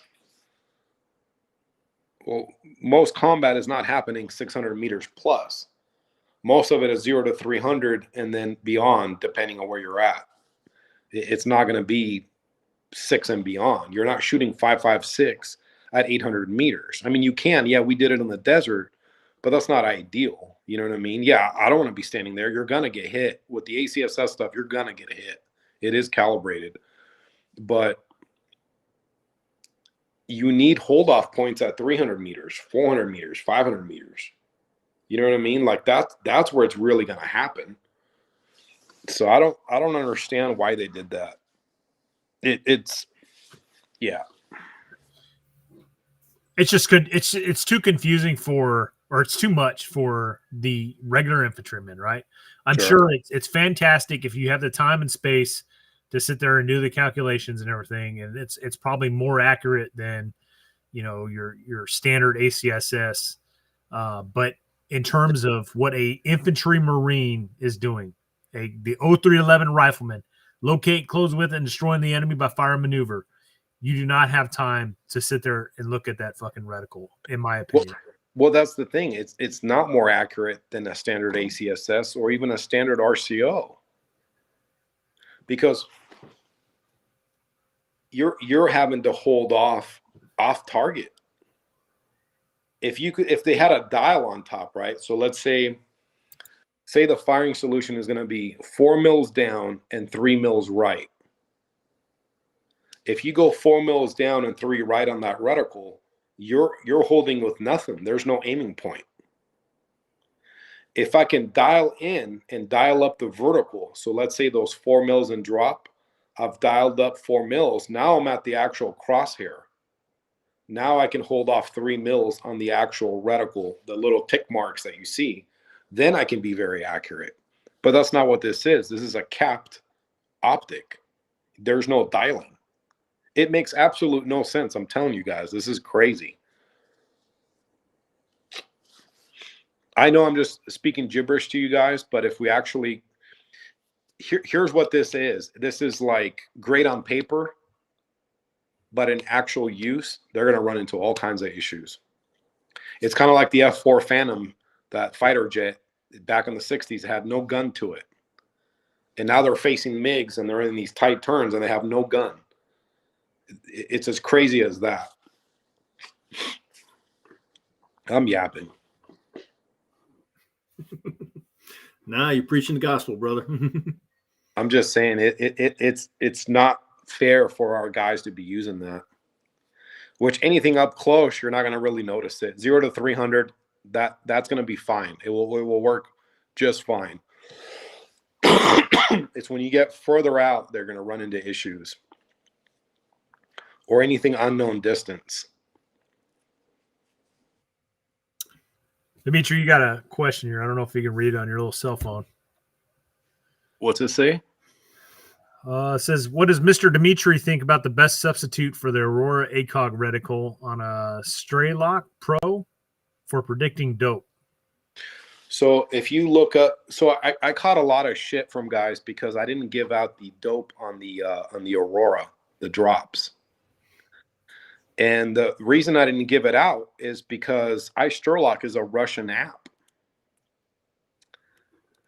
Ice Sturlock is no more. I don't know if you guys know that, but that's now banned. It's no more because they're running firing solutions in Ukraine. So the U.S. government banned Ice Sturlock here in the States. So unless you didn't do an update, you know, you don't have Ice Sturlock anymore. But the closest thing you'll run into is like the ACSS Raptor M8 meters is going to be pretty close to the ACOG Aurora. And that wasn't my choice to give that to Ice Sturlock. That's a long story that maybe I'll write a book one day and talk about it. But yeah, if you're going to run data, if you're looking for data on the Aurora, look up the ACSS Raptor M8 in meters. So this Ice Sturlock thing is a ballistic app, and you can put in your velocity of your bullet, that kind of thing, and it shows you how it lines up to the reticles. So when we released some of the ACSS stuff to Ice Sturlock, because everybody had their reticle in there, right? So everybody was like, well, where's the ACSS stuff? I got so many emails from guys saying, oh, your bullet drop compensation is off. And I'm like, no, it's not off. We call it garbage in, garbage out. Everybody has a ballistic calculator, but no idea how to use it properly. You got to input your sight height, the BC of the bullet, the actual true velocity, not what the box says, but what the actual chronograph says, what the pressures are. You got to do truing. There's a lot of stuff that has to go in order for that thing to spit out the correct numbers. So I got the cool kids again on YouTube saying, oh, the ACSS doesn't line up, yet they've never really truly tested it. They've never really seen the ballistic tables that I show to how to zero per barrel length, per pressure, depending on your elevation. All that stuff changes. Your BDC at sea level is not going to be the same at 2,000 feet. It's going to start to run high. So you gotta pay attention to the details if you're going to shoot further out, or else it's just, you know, it's not real. It's not going to go where the 500 meter mark says or the 600 meter mark. It's not going to be accurate like that. Well, that's a great question. Because I saw in 2021, I was at a match with Ian from Forgotten Weapons, and he had an FRF2 and the standard French infantry scope that was for that rifle. And the BDC worked absolutely perfectly. I mean, every time he dialed it to the right range, first round hit. How far out was it shot? Or our farthest shot was 550. Yeah, 550 or about 3.5 mils. Yeah, I mean, if you have the correct reticle for that correct ammunition and you're at the correct sea level, and more than anything, you've trued it. What truing means is like, Brent, have you ever had to true an ACOG or? No, just regular BZOing. Which is what, 25 meters on the, or 30, what is it, 36 on the post? No, 100 now. 100? Okay. Yeah. So what ends up happening is your pressure, your velocity, every gun is going to shoot a little bit different in your feet per second. So when, say you had one gun that shoots 3,000 feet per second, the other one shooting 3,100 feet per second. Well, when you go to 550 and you shoot, you're going to have a variation because of the feet per second. One's going to shoot high, one's going to shoot low. So you have to adjust it and get it to where it's hitting spot on at, say, 400 meters. Whether you need a click up or a click down, and you eliminate a lot of the errors. It's called truing. Typically, you zero in at a close zero, and then you get a little further out, whether it's 300, 400 meters, and you fine-tune. Once you fine-tune, then your BDC is going to be more accurate. So if that reticle is calibrated for sea level for that particular load and trued, you're going to be on. I mean, that's, you know, the ACSS is not the only reticle that's on. That's not what's going on. It's the difference with the ACSS is the range estimation, the wind hold off, the leads, the team navigation, the extra tools that you need. There's a lot of stuff where if you aim at 3, it's going to go to 3, 4, and 5. The question is how do you know if you're at 4 and 5? What do you do if that guy's moving? What do you do if the wind's kicking up and now you got to hold off? You know what I mean? It's all those different variables that you need that firing solution on the glass. The old PSO-1 that the Russians made on the SVD, that thing is on.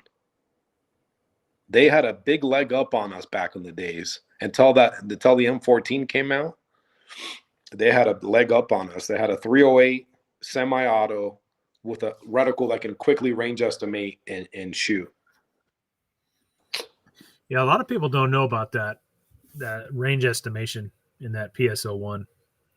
Well, I can give you the data from the sniper schools. The number one reasons of shots missed further out is improper range estimation. The second is wind. So when you start paying attention to those two things, it starts to look like the ACSS. Well, with that new ballistic computer kind of built into the Army LPVO, that's going to take care of that to a certain extent, right? Yes and no. You're not going to be passive. And it doesn't give you wind. It just gives you your, it gives you your wind in mils. You still have to look at dope for your hold off. What that does is essentially a laser rangefinder. It started off with the, what was that called? Track point system. We actually entered the Chris Kyle sniper comp with the ACSS HUD DMR and beat everybody out with a $300 Chinese optic that had the HUD DMR reticle in it, and ended up losing to Chris's wife because she was using the track point. And what that is essentially a computer system that not only reads your barometric pressure and range and gives you a firing solution, but you pull the trigger. So say I'm the target, it would leave a red dot on me. And then you press the trigger again and it shows you another dot. And when those two dots intersect, then the weapon would fire on its own. So it essentially did everything for you. The military didn't like that. They didn't like having to have two dots meet in order for it to fire. They wanted to be able to just, if you wanted to fire, you can just fire. So the new optic does your range estimation, your ballistics, and it shows you on a grid where your drops are going to be. So let's say you're going to shoot 500 meters, it's going to show you 3 mils. But your wind hold off, you're still going to have to do that yourself. You're going to have to look at dope and hold off. It's a better solution than nothing. It is going to increase your hit ratio because your up and down is going to be right.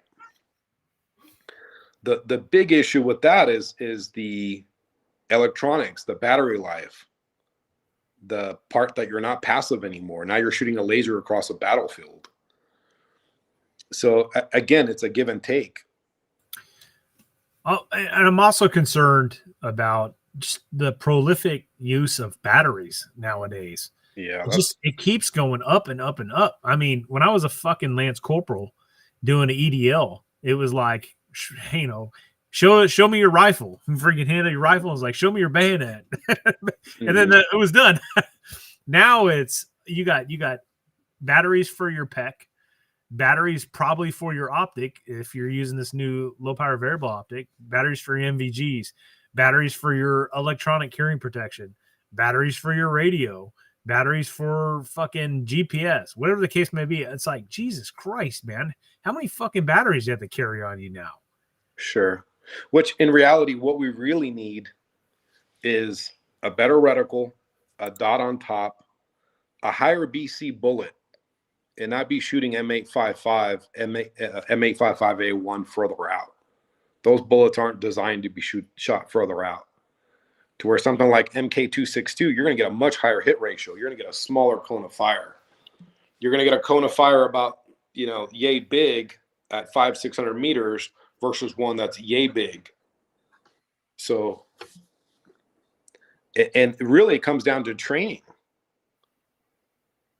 You can get a guy with a standard ACOG, the old school ACOG, with the old RCO type reticle that can essentially do what that thing can do. It can range estimate, and you can kind of train him on wind holds, and he can hold off and hit that target just like that. What is it, like 20 grand for one of those things? It's fucking nuts, Yeah.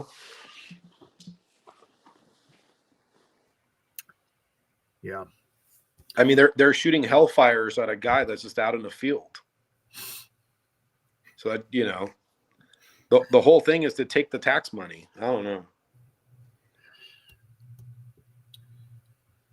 Yeah, I think there's a lot of lessons learned lessons that can be learned from the current conflicts, right? So I mean, like right now we're seeing two different conflicts, two different environments that are vastly different, right? Here you have in Ukraine, you have a essentially peer on peer fight, very modern, heavily artillery based, longer ranges, and then the flip side of that, you have the current conflict in Israel and in Gaza with Hamas, and it's more GWAT from like what I'm seeing. It's building to building, not very long engagement ranges, very CQB oriented. So it's just two drastic differences. So it's like when you think about what should be the combat optic for an individual infantryman to effectively operate in those two environments. And I think that's where the thinking should be. And it's like, I think we're on the right track. I think they've gone the right route. For the most part, I think we're all in agreement with that. I think, like Dimitri said, there should be some sort of like RMR or something along those lines, whether it's a closed emitter or not, something like that attached to that LPVO. But the reticle inside that optic is just as important as the optic itself, if not more. Yeah, I mean, it needs to be. People go like, "Oh, that's a little bit too complex for me. I need simplicity." Well, there's nothing simple about shooting further out, unknown distance. There's nothing simple about it. So a simple solution to range estimate and quickly get range to target and where to aim and where the wind is going to take it is really all you need. I mean, you can add mills to the left and right and up and down to walk each other into stuff, like out here in the desert, you're like, oh yeah, it's next to that bush. Well, what bush? There's a million bushes. So we need to find something that we both see and start that off as the aiming point, and then put your crosshairs on that and then go 20 mils down, 20 mils to the right. That's where it's at. And you can kind of walk me into the area. That's important, I think. But we're almost there. The LPVO is not a bad thing. It needs a better reticle. It needs an enclosed dot on top with a long battery life. So you can do passive aiming and all that stuff. Yeah, well, passive aiming fast, right? So it's like, sure. I don't know. I'm assuming you can do passive aiming with the VCOG, but it's not going to be a quick deal. I can assure you guys that there's going to be some contorting of the rifle. It's not going to be quick as if you had something like an RMR mounted on top of that. You would be able to passively aim quickly, and that RMR would sit higher, so it would be easier for use with passive aiming. So I think we've kind of discussed this topic to death. Yeah, to death. So is there anything else? Les, can you think of anything else we can talk? Well, we got Dimitri. We got Deep Throat here exposing government secrets. Why am I Deep Throat? What the fuck? Dude, look at yourself, man. Because you're all blacked out, man. I'm like Bob Lazar. Remember Bob Lazar? Yeah, when he first came out. Oh, shit. I acquired the ACS from aliens. A lot of the crap that guy has said back then is coming true. As crazy as it sounds. We've talked about this. Les doesn't believe in aliens at all. I'm open to it. I didn't say I don't believe in aliens. I just refuse to believe the U.S. government's kept aliens secret since the 1950s. Well, for a guy that had the Starship Enterprise on his wall in his office, I figured you'd be more open to extraterrestrial beings and stuff. It's not that I don't believe in ET and all that. It's just you expect me to believe the U.S. government, who couldn't hide Bill Clinton's blowjob, has got aliens and spaceships out in the desert. Sorry, not buying that one. So one of the things I read is the Nazi German wonder weapons. And one of the things they had is the Die Glocken project. And the Die Glocken, Why are you guys laughing? It just sounds funny, man. You can look this shit up. I'm dead serious. They ran into issues where the Allies had blew up all their airfields, and they were looking to figure out a way to have vertical propulsion. And their scientists were experimenting with spinning mercury that creates an electric vortex that creates vertical lift. And supposedly that's where we got the technology from, Operation Paperclip, when we got all their scientists and brought them over here. That's what it says. I don't know if that's true or whatever, but you can look up Die Glocken project, and it's an old Nazi project for flying saucers, essentially. I think if aliens came here and stuff, we wouldn't see them. I mean, why would they let you see them if they don't want you to see them? Well, they've been here. We've all watched the documentary Predator. Yeah. Couldn't see him too well, could we? Hey, but Arnold got to the chopper. Yeah, I didn't take a naked mud bath to kill that guy. Anyways, I'm gonna let you guys go. I think we've tortured everybody long enough. No, it's been a great discussion, man. We almost made it to 2 hours just talking about this single issue. So, yeah, I don't mean to vent. It's an important one. Passionate, but it's just I know the science behind it, what actually works and doesn't work, or what needs to be done, and it's hard to see it, you know.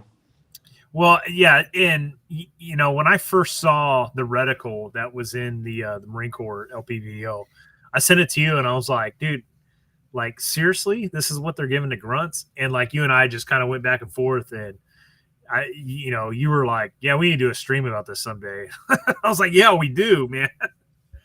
So. And I'm gonna catch a lot of crap for this, I guarantee you, but that's all right. But it's the truth. Yeah, right. So if nothing else, people see like just you talking. I mean, for God's sakes, you're dying of lead poisoning, for fuck's sake. Yeah, I mean, forget what I'm talking about, right? Forget me, forget the ACSS. You got to look at the data. The data says this. You need to know how far away that guy is, range estimation.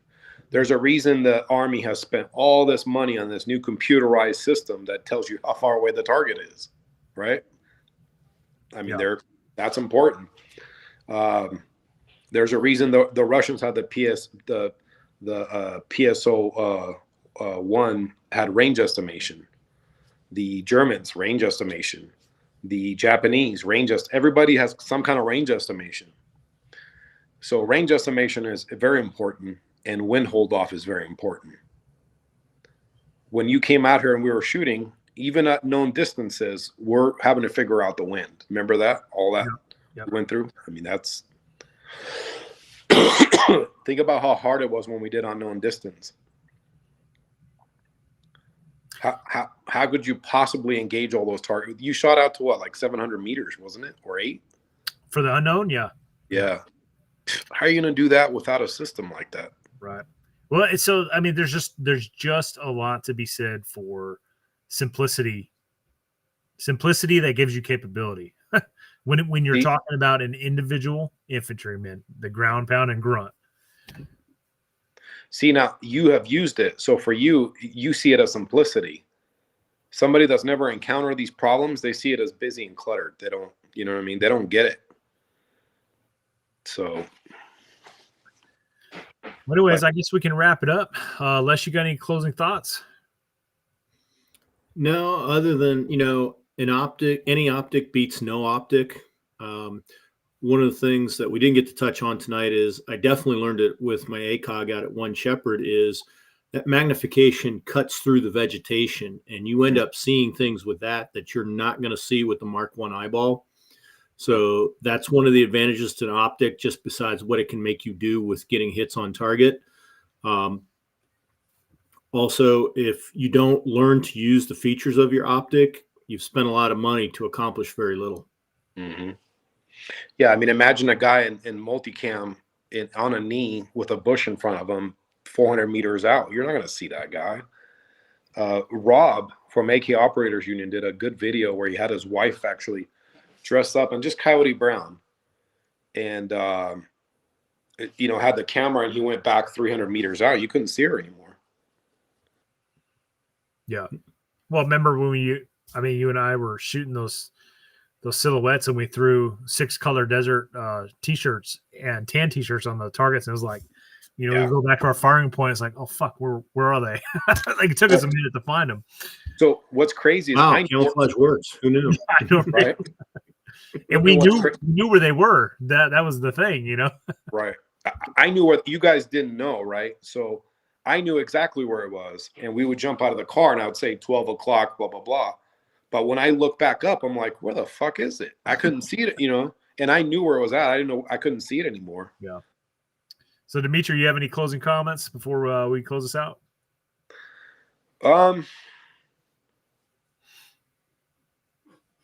In regards to what? Just the whole conversation. Final thoughts. Well, my final thoughts is they need to add some kind of dot on top, and if they're not going to use the ACSS, for God's sakes, give these guys some kind of ranging, some kind of wind hold off at least.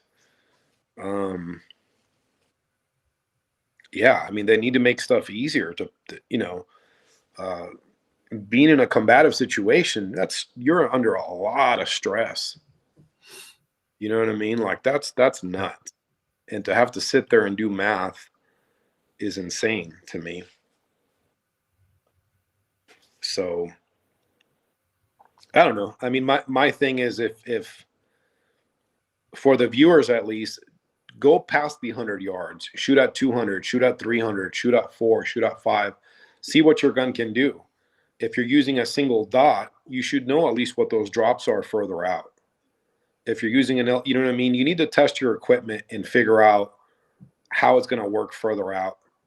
I see some of these guys, they buy this like $3,000 optic with a crappy reticle, you know, on top of it, and they hardly ever train. Well, I'd rather have a $300 scope and a bunch of money for ammo and actually train.